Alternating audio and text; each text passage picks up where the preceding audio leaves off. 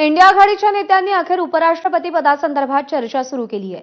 राहुल गांधींनी इंडिया आघाडीतील नेत्यांशी चर्चा केल्याची माहिती समोर येते आहे। तृणमूल काँग्रेस, डीएमके, समाजवादी पार्टी, ठाकरेंची शिवसेना, शरद पवारांच्या राष्ट्रवादीच्या नेत्यांशी उद्धव ठाकरेंनी चर्चा केल्याची माहिती कळते आहे। एनडीए कोणतं नाव पुढे करणार यावर पुढची रणनीती ठरणार असल्याची माहिती देखील कळते आहे। उपराष्ट्रपती पदासंदर्भात इंडिया आघाडी पुढेही चर्चा सुरूच ठेवणार असल्याचं कळतंय।